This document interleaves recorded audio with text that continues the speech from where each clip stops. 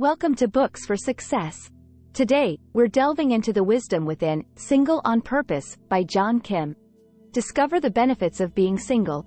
Embark on a self-improvement journey to make your next relationship healthy and long-lasting. You'll learn why you feel lonely, how to reconnect with yourself after a breakup, what makes you jump into relationships to build the life you want. Subscribe and ring the bell for notifications if you want to keep receiving the knowledge of book summaries about health, wealth, love, psychology, and much more. Don't be shy about dropping your book suggestions for us to summarize. Also, you can use this video as an audiobook summary. Let's grow and succeed together. Lonely or single? Have you ever felt lonely or feared rejection? Or have you tried to date yourself after a breakup but struggled? In reality, humans are social, so everyone feels alone at least once. During such times, you may contact an ex or force a relationship you know isn't right. However, jumping into a new relationship often prevents you from reflecting on the previous one. This way, you're keeping yourself from valuable insights that could otherwise lead to significant growth. Take advantage of your single time and become whole and happy by yourself. Prioritizing your own joy will allow you to build a healthy relationship where you don't lose yourself. Life is full of dating advice, but we should all learn how to be single first. Whether you just broke up, have never had a romantic partner, or have never been alone, the following insights will help you find peace. So, let's explore a roadmap to happy singlehood, leading to a healthy relationship with yourself and, eventually, your partner. No one can fix you but yourself. Loneliness during singlehood is natural. But why do you feel it? The real reason is that you haven't found someone to love, which is also expected. However, phrasing it as, "I am lonely," impacts your soul differently. A feeling of loneliness is fleeting, while the latter is your identity. Thinking this way attracts self-blame and fear. Being alone is not being lonely. How do you get rid of the fear of loneliness? Accept that you're alone. Resisting what you cannot change will only damage you. Whether you will find your person or not, you must accept the possibility of living alone. Wanting love is okay, but this desire shouldn't occupy your days. A romantic partnership is one of many parts of life. Once you build on other aspects, like work, family, or art, the fear will fade. Unfortunately, many lose their sense of self due to childhood trauma, heartbreak, or being an outcast. Love makes you feel accepted and whole but can often drive the disconnect with yourself further, which fortifies the relationship craving. However, you must look inside instead of searching for the fix in other people. Going through the motions is the biggest culprit for this disconnect. John Kim recalls working as a screenwriter for years after he lost his passion. He forgot his greater purpose and thought money would bring happiness, which never happened. He realized that connection with ourselves, work, and people makes life meaningful. But how do you reconnect? Remember a hobby you abandoned? What did you enjoy before routine got in the way? Returning to an overlooked passion can help you channel the time when you liked yourself and re-establish the connection with yourself. Liking yourself again will feed your spirit and lift your self-esteem. While it's not a straightforward journey, such activities ensure you pay attention to your soul and find happiness within. Did you know? There are more single people in the US now than ever before, 45.2% of the adult population. The self-care triad. As self-care gains popularity, people often focus on material indulgences while overlooking the essentials. Mind, body, soul. Reconnecting with your body means accepting it first. It's a beautiful machine, not a mere aesthetic or sexual object. Most people criticize themselves, seeing how they look from the outside.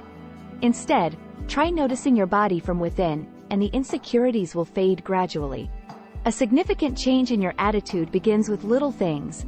Notice how your feet feel when you walk barefoot, how it feels to take a breath outside, or how a morning glass of water feels. Check in and acknowledge the physical sensations and emotions you have throughout the day. Paying attention to these signals allows you to act according to your actual needs and nurture yourself. A similar awareness can help rejuvenate your mind. Note the thoughts that consume you and how they affect your body. You'll see just how often logical fallacies and your fears trap you in a destructive loop. However, there's a way out. People follow similar patterns, and you must find yours. Do you assume someone else's feelings? Do you take the all or nothing route? Or do you always jump to conclusions? Determine how you overthink and what triggers your negative thinking patterns. After all, knowing how your mind works is the first step to breaking through the distortions and responding differently. However, the trickiest part is feeding your soul, since everyone ignores it. But it's not something you can postpone until retirement, it needs care now.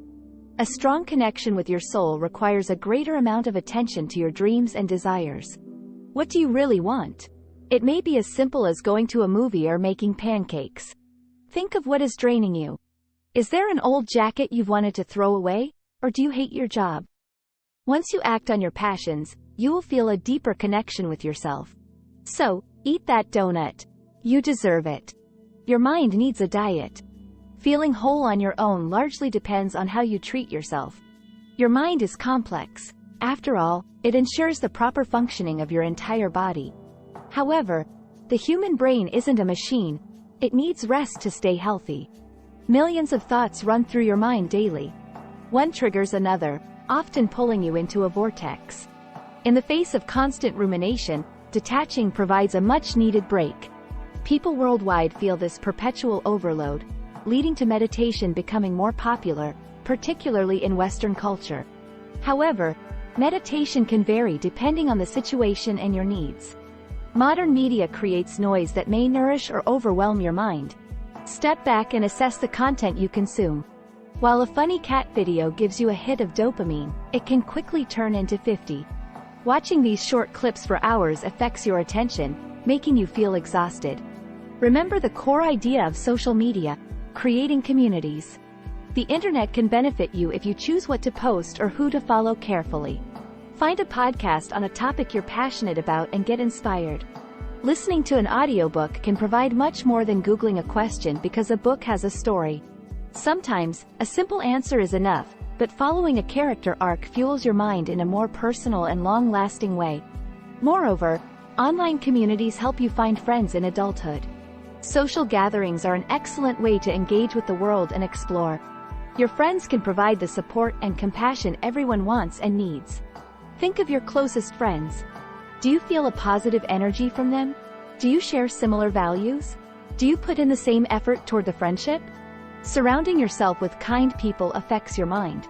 So, cherish your connections and be open to new ones. Move on already. While this journey is about connecting with yourself, you must reflect on your previous relationships with others. Your love stories affect how you love yourself, and unhealthy ones prevent you from connecting. Your first love usually appears during your teenage years. Those relationships are chaotic and usually dysfunctional, but it feels great. Teens seek their identity in someone else, engage in unhealthy conflict, and compromise themselves. Your 20s are a time for exploring. While you search for your path, you experiment, make mistakes, and face sketchy situations. Many begin serious relationships and lose themselves in them. If you've gotten this far, you probably want to escape this cycle and live intentionally. This life stage is when you set your boundaries and reassess priorities. You must own your life and be a whole person. Otherwise, you'll return to your messy 20s. Now is the time to have healthy experiences where you can connect with your partner instead of merging with them. However, moving on from past relationships doesn't mean forgetting everything in a few weeks. Rejecting parts of your story will drive the disconnection further. Instead, embrace acceptance, whether you need to forgive someone or acknowledge your pain. This journey takes time, but the emotions you process will teach you valuable lessons and allow you to build a better future. The end of a relationship is a loss, and you need to grieve. Moreover, you may feel you're improving but regress when you start dating again. It happens. You still should do the work and connect with yourself, whether you're single or seeing someone new. Unfortunately, there is no formula or time span for overcoming your previous love. Many factors affect your attachment to them, and predicting when you'll be ready to date is impossible. So, don't pressure or compare yourself. Forget how long it has been and focus on yourself. Find out what you actually want. The cause of many people's hasty new relationships is societal pressure. Many of us have a blueprint for life. Often a spouse, kids, a car, and a white picket fence. Trying to fit this mold will likely force you to compromise your needs, which often means a toxic relationship. But what if there's another option? Forget the blueprint. It defines core concepts in your life, but those definitions are someone else's. They come from your parents, colleagues, media, or your past self. Following those ideals disconnects you from your truth, draining your joy. Here are some examples of ideas others impose on you. Divorce is a failure. You must have children. Being single means there's something wrong. A degree is necessary for success. Vulnerability means weakness. Reevaluate these definitions and determine whether they resonate with you. You may need to scrap most of them and define love, success, and singlehood for yourself. You can feel happiness if you know what it is. Once you see a clear goal, you must believe you can achieve it. Many relationships fail because we try to prove our worth to someone. However, if you believe you have value, setting boundaries and expressing your needs becomes effortless. An unconditional faith in yourself sometimes requires years of relearning the beliefs formed in toxic relationships or a traumatic childhood. New experiences promote a shift in your values, making space for new definitions. Then, the more new things you experience, the more you rewire those old dishonest notions. Engage with the world to connect with yourself. Such profound work allows you to build healthy, nourishing love stories and make better choices. Remember the time before all the patterns and drama. You believed in love, yourself, and happiness. The good news is you can believe all of that again. The path to genuine, caring love has ups and downs, and your attitude can determine whether you exist or live. Singlehood doesn't equate to suffering. Enjoy yourself and grow. Conclusion. Most people feel pressured to get married and have children by 30. However, rushing or compromising your happiness to fit this mold will only hurt you. Relationships feel good, but a healthy one takes individual work that you do while single. After all, you can and should feel good without a partner. You are your own person with aspirations, needs, and, most importantly, worth. True joy requires you to be at peace with yourself, so instead of jumping from one relationship to the next, take time to learn and grow. Understanding this will ensure you enjoy singlehood and prepare you for meeting your new love. Cherish your body and mind, and remember that you are valuable. Try this. Don't live in the past. Look into the future. Reevaluate what dating and being single means to you.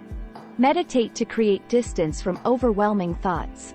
Try new things to experience the world. It will help you learn about yourself, too. Thanks for being part of our insightful voyage. If our summary piqued your interest, we encourage you to dive into the complete book for a deeper understanding. Don't forget to like this video, subscribe for more content if you're new here, and share it with others who might find it valuable. Keep on reading, discovering, and advancing until our next adventure.